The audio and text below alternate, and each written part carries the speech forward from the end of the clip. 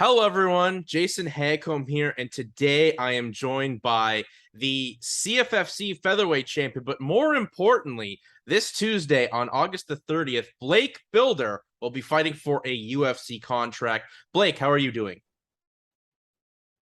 Man, I'm blessed. Blessed and highly favored, bro. Any other way of living and being is a disgrace to God.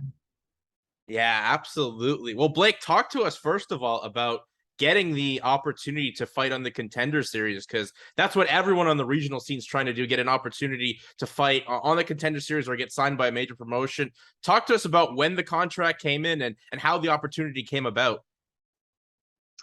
Well, so we successfully won the title, then we successfully defended the title, and then my manager was just like, "Hey, like, you're gonna be getting looked at," and I was like, "Oh, okay, sure." And we started getting like some actually short notice offers for the UFC, but my weight was up too much. I was enjoying the fruits of my labor. And I didn't think that it would come so fast. And then we got a couple short notice fights, but my weight was a little bit too high.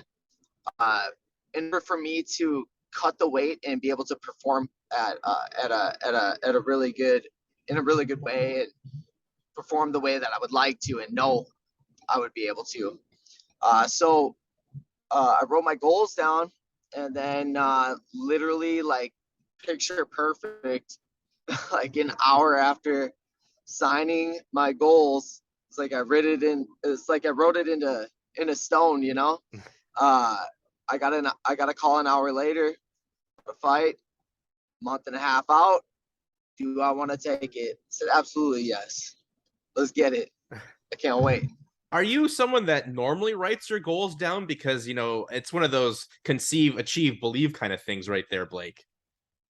Yeah. I think at least for me, from what I've seen in the past, uh, it's always been like a dream that isn't written down is just wishful thinking, So for me, I manifest my reality by writing it down on paper and being specific and writing it present tense. And for me, that seems to have been working. Yeah, and obviously it has, as we said, you're now fighting here on the Contender Series against Alex Morgan this Tuesday. When you look at this Yep. matchup, Blake, like this is an exciting fight. Alex has a ton of experience fighting up here in Yep. Canada for, TKO back in the day and is on a nice little run himself. Yep. What do you know Yep. about Alex heading into this fight? And is there something you've seen from Alex that maybe you feel like you can capitalize on come Tuesday? Yeah, man. I mean, all I know is he's just another fighter, like like I'm not downgrading him, I'm not upgrading him, but like for me, it's just it's he's human, he's a fighter, he's got a lot of experience. Um, I just feel like my skill set has improved so much, and I have a lot of experience as well. Uh, I just bet on myself more than anybody else. And I believe in my abilities and I just focus on my skill set. So I'm not necessarily focused on what he's done, Mhm. what he can do, and anything like that. More so, I'm just honing in on my skills and focusing on me. Because the real battle in any fight really is the man in the mirror. It's who's willing to put in more work, who's willing to die when they get in that cage, who's willing to go the extra mile, who's willing to do a little bit more. And for me, uh, I've proven that I've been that person, and I'm looking forward to proving it again. And I guess that leads me to my next question here. What have you worked on, for your camp to improve, to sharpen yourself? Because your last two performances where you not only won a belt in CFFC, but defended the title with a Yep. third round finish. I mean, you've looked as sharp Yep. as you've ever been. What have you improved now, Blake, with a little bit more time to gear up for the biggest opportunity of your career? Oh man, a lot of things. everything has improved. Everything has improved. You know, it's like mentality, my nutrition has improved, my conditioning has improved. I think I've gotten better looking. You know, like you know, just everything. You know, like I'm joking a little bit, but for real, like I always try and improve in every aspect of my life, no matter what it is. So I just feel like overall, like, yeah, kicking has improved, like knees improved, elbows, like we all throw the same, but I feel like my fight IQ and my ability to adopt and adapt to situations has improved tremendously. And I think that's what will give me a huge advantage.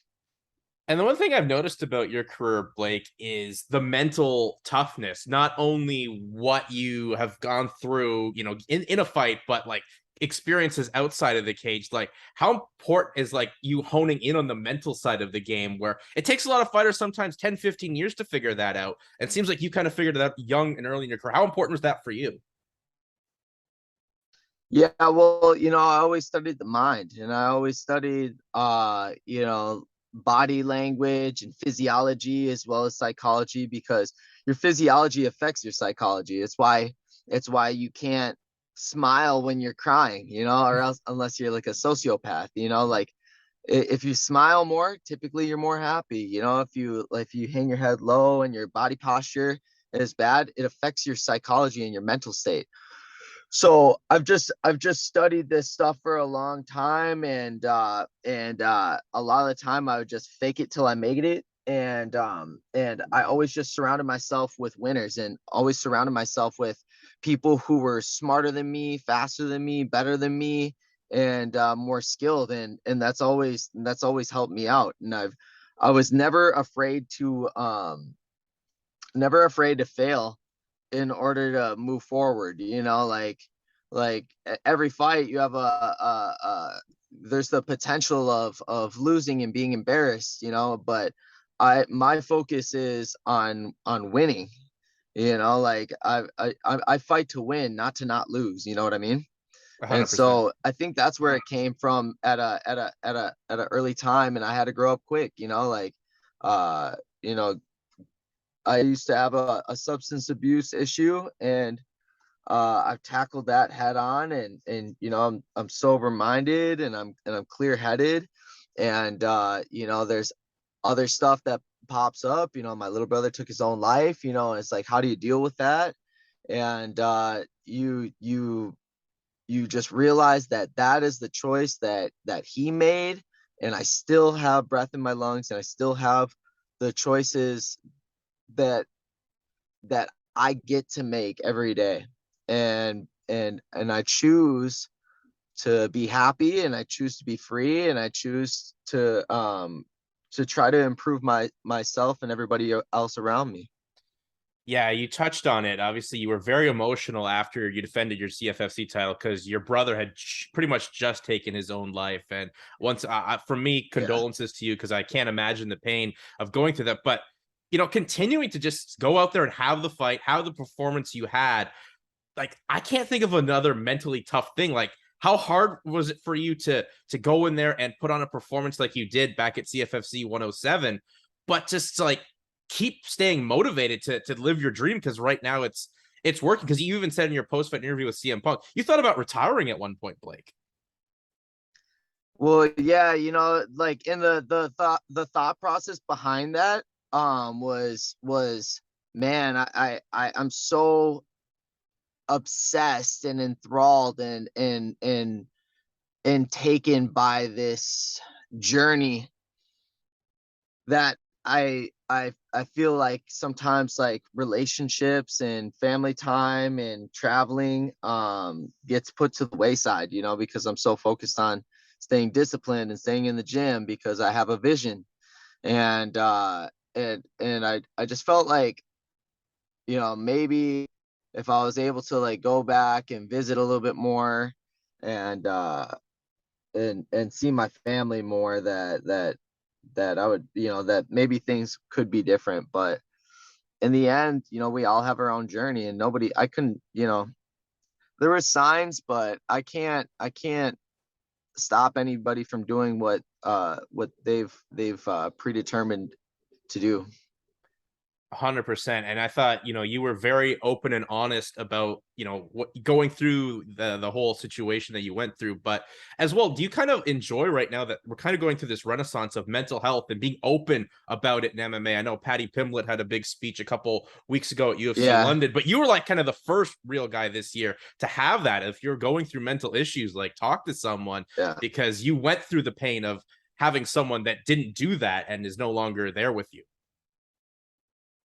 yeah. And it's I mean, it's me, it's Tyson Fury, it's Mhm. Paddy Pimblett, it's so many more, and and it's great that it's being talked about. It's great that it's being talked about, and it's great that you got guys like Andrew Tate, who has like a pretty like rough message, and it can be interpreted wrong, but I like what he says. He's like, I don't believe in depression. And after my little brother took his own life, I said, I don't believe in depression. I'm not depressed. I said, I will not vibrate at that state anymore. And the reasoning is like, if I believe in depression, that means like I'm giving reasons to why it's real. It's like, yeah, you can feel depressed, like you can feel sad, but like to remain there and to identify as a person, I have depression, like you're gonna seek to find reasons why that's true. Your belief system is a program that's ran in your head, and it leads to your thoughts, feelings, actions, and the result, if you're running that program right here, thoughts, feeling, action, result is depression. But if you don't believe in that, the thoughts don't serve it, the feelings won't adhere to it, the actions won't end up being a result of depression. So for me, I choose not to believe in depression. I don't believe in it. You can feel sad, you can feel this, but if you align yourself with that, you're just setting yourself up for disaster. 100%. I think that's a very well spoken message that you're putting out there, Blake. And I think a lot of people can, hopefully find that clip that you just said there and just use it for them if they're going through something. Because I think that's a very well spoken thing. But and as well, my last thing about going through without your brother, it's like now you're fighting here for this contract. What would your brother say now that you're Yeah. getting the to live your dream come Tuesday night? Oh man. He was so proud, man. He was so proud. When I won the belt, man, it's like there's like this. My mom's got like a little wall of fame for me. It's like embarrassing, but it's cool, but it's got like all my like jujitsu medals and all my titles up there from kickboxing and boxing and MMA, I just know he was proud, man. I just know he was proud. That's why when I defended again and he wasn't around, I screamed at the top of my lungs that that was for him, because I know he's in heaven smiling down, and I know he's going to be doing the same when we're getting that contract signed on Tuesday. I'm just like, just point up to the sky. It's like, hey man, I did it for you. I did it for you again. I'm gonna keep doing it for you. I have to fight for his honor, and I have to fight to have a larger platform, to be able to have a more powerful message behind a bigger picture, and this is worldwide. This is a plague, almost like an invisible plague that needs to be dealt with, and so that's my mission. Awesome statements on those, Blake.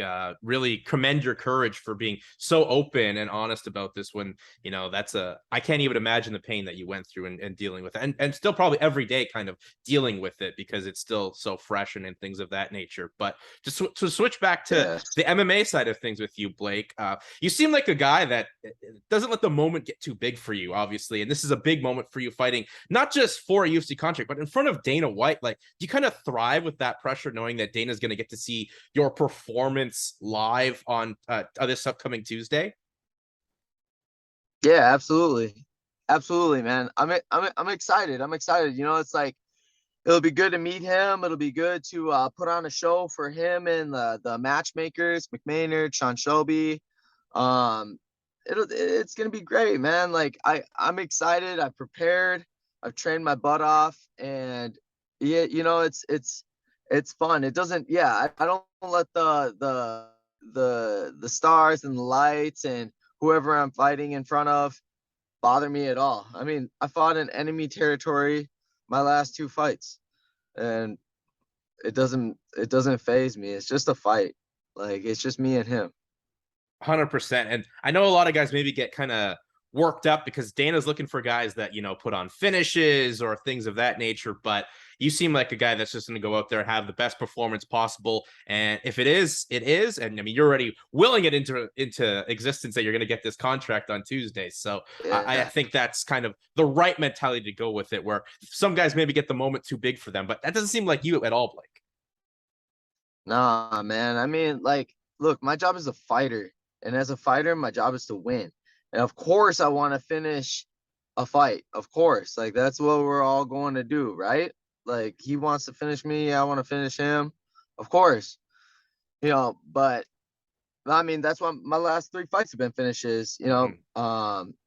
But I'm not gonna go above and beyond. There's an old boxing term that you just put your shots together, place them correctly, and when you're looking for the knockout, that's typically it doesn't happen. But when you're setting things up and you're programming and you're doing things a certain way, it comes.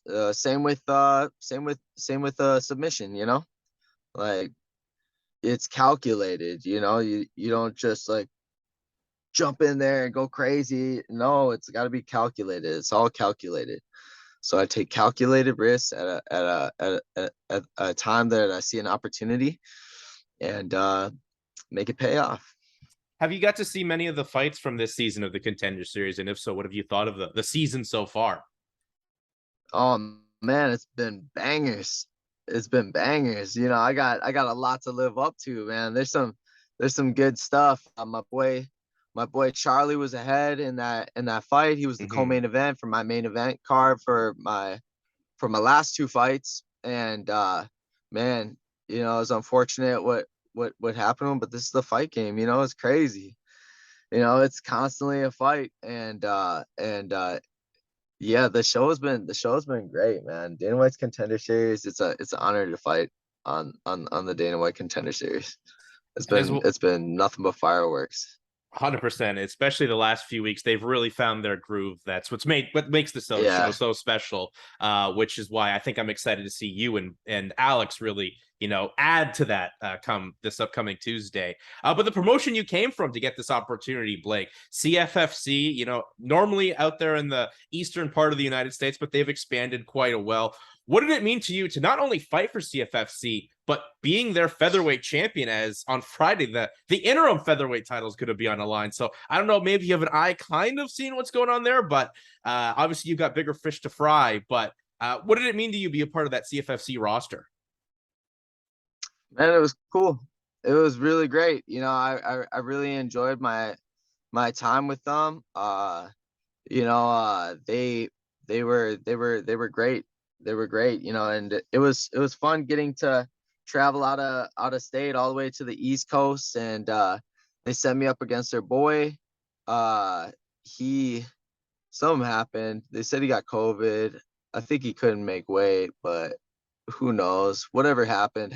Doesn't even matter. But uh yeah, and then we took like a 5-minute replacement against Frankie Buenafuente, who's from the area.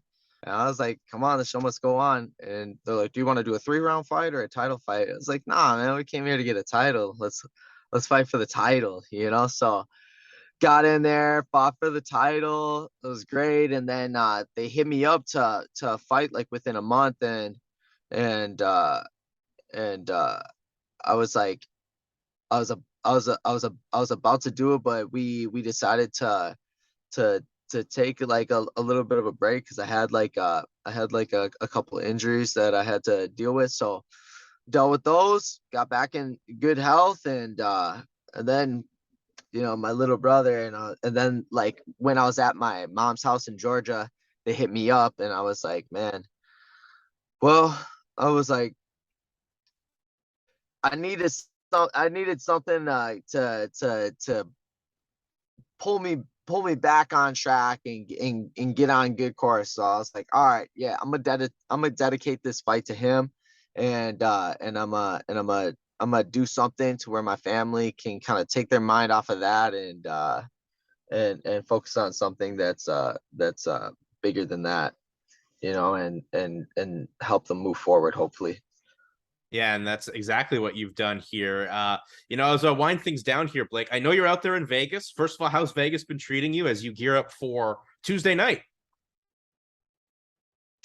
Vegas is great, man. I got a lot of teammates out here at 10th Planet Las Vegas. I got a lot of friends out here.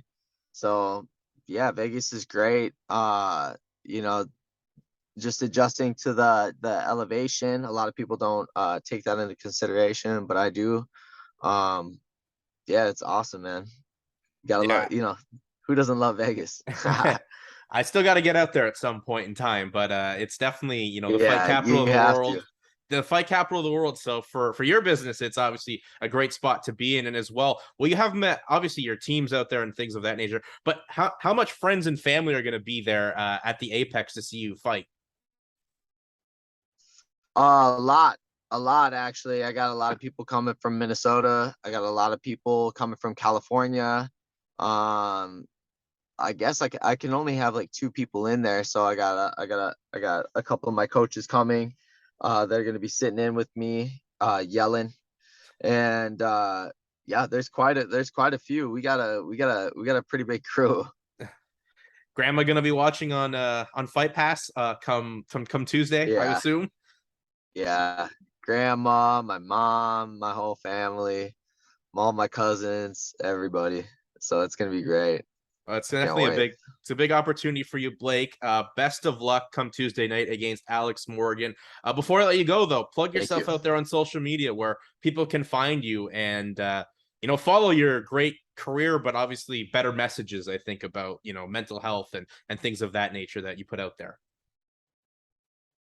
Thank you, bro. I appreciate that. You can follow me on Instagram at Blake the Builder, Bilder. You can follow me on Twitter, Blake Bilder, uh, Snapchat, Blake Bilder. I'm gonna probably get my YouTube channel going pretty good. It's called the Builder System because I'm the builder and I will save yourself time, effort, and money. This is an acronym for system. Yeah, you can follow the Builder System. I'm gonna be ramping up some more instructional videos and whatnot. Just been kind of keeping it a little bit more low key this camp, but yeah, all good stuff. Follow me on there. Check me out. If you like it, shoot a follow. If you don't, shoot a like and go about your merry way. All right, Blake. Well, best of luck come Tuesday as against Alex Morgan as you fight in the Contender Series, trying to get that UFC contract and continue to build your career up in the positive direction. Blake, thank you so much for your time and best of luck on Tuesday. Thank you so much, Jason. Have a beautiful and blessed day, man.